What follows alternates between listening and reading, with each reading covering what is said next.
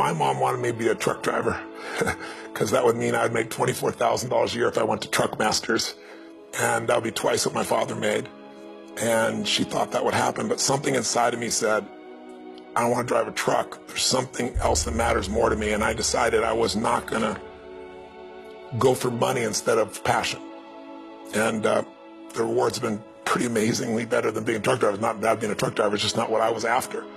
And I look back, and one of the things that helped me was my original teacher, Jim Rohn, who was a personal development speaker I went to hear when I was 17. He said something the first time I heard him, and he said, you know, it's really simple. If you want life to change, you got to change. If you want life to be better, you've got to get better. It's the only way it happens. And luck will show up for people and it'll leave them. But if you're constantly improving who you are and what you give, game over.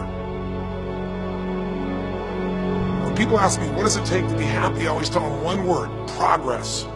Progress equals happiness. Even if you're not where you want to be yet, if you're on the road, if you're improving, if you're making progress, you're going to love it. You're going to feel alive. On the other hand, it doesn't matter how successful you are. If you stop growing, you start dying inside. I've always had this belief. If you want to be successful at anything in life, never leave the sight of setting a goal without doing something that commits you to fulfillment. If you get, like, you're in state, right, when you do something. While you're in state, that's the time to commit yourself to something that makes you follow through. So I'd call somebody up, I'd schedule something, I'd lock in the next meeting, I'd sign up for the class, I'd enroll the guy who was going to mentor me, I'd set the meeting with a mastermind of people I met. I did something so that whatever I committed to, there was something when I went home that would pull me there. It's structure. This could be the greatest time you ever live if you control what you focus on, if you find a more empowering meaning, and if you decide to model the actions of those who succeeded before you. It can be the best financial time, the best emotional time, the best spiritual time of your life, but you better take control of your state. And if you think you're going to do it just by today, you're wrong. You're going to need to get yourself some rituals. Right now, every one of you in this room is controlled by your rituals. I don't just mean this one. I mean every morning you get up. I know your body. I can look at your body right now, and I can guess your rituals. Some of you, your rituals to work out 5 times a week, I can see it clearly. 4 to 6 times a week, it's obvious. Because you couldn't look like that if you didn't do that. Some form of workout. I don't care if it's walking, lifting, whatever. Some of you, it's obvious that lifting weights is part of it. You can see by that man's muscles. I know what his rituals are. Because your life comes from your rituals. If you don't develop the ritual, you're kidding yourself. How many agree with me on this? Raise your hand and say, I. And there are rituals that put you in state, and there are rituals that take you out of state. But if you've got what you know, that focus, the target, and you got the toolbox, and you're still not getting what you want, it's because you got inner conflicts. That's the third pillar. You've got to resolve your inner conflicts. Because as I tried to explain to you, 80% of success in anything is your psychology, and 20% is the mechanics. So those inner conflicts are when you take 2 steps forward, you pull 3 steps back. Right? When you say, boy, I'm totally committed to this, but you don't follow through. This is my expertise, the why guy part. Why? Why do you keep saying you want this? You have crystal clarity, you have the tools, and you're still not getting it? There's a conflict in you. Align your life with what is most important. And then once you are in a position where you're aligned, guess what you'll do? Take action. You won't have to work at it. When everything's in alignment, there's nothing pulling you away, boom, you go for it. Progress comes when you tell yourself the truth and you're able to feel the uncertainty and take action anyway. The thing that stops us all is fear. It's no surprise. Fear of failure, fear of rejection, fear of the unknown, fear of not looking good. And that fear we could translate into the simple thing of uncertainty. Now, when you look at someone who's incredibly successful, you look at someone who's truly a leader in their life or in their field, the one thing they have in common is they exude this sense of certainty. And where's that come from?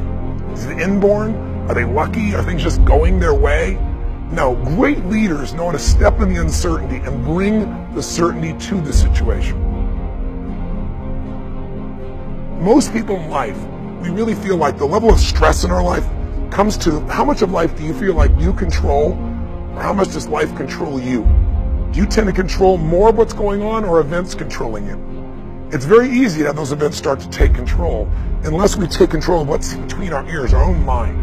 You see, what you and I focus on massively affects how we feel, whether we're thriving or surviving. If you focus on what you can't control, If you focus on the past, if you focus on what's missing from your life constantly, that pattern of focus will make you frustrated, overwhelmed, depressed.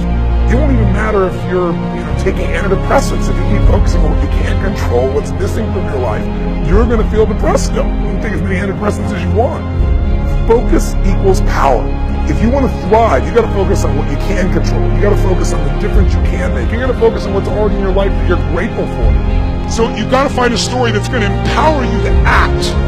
A story that's going to get you to find the breakthrough. Because otherwise, with a lousy story, you'll never find the strategy, or you'll come up with a reason why it's too expensive, you can't get there, you can't access it, or you'll even get the strategy and then half-assed apply it just so you can reward your story that says it doesn't work because I tried it. Resourcefulness is the ultimate resource. And if you don't have what you want, stop telling yourself the story because you don't have the money, you don't have the time. That's bullshit. It's because you haven't committed yourself where you would burn your boats. If you want to take the fucking island, burn your fucking boats. And you will take the island because people, when they're going to either die or succeed, tend to succeed. But most of us give ourselves a way out, and that's why we don't have what we want.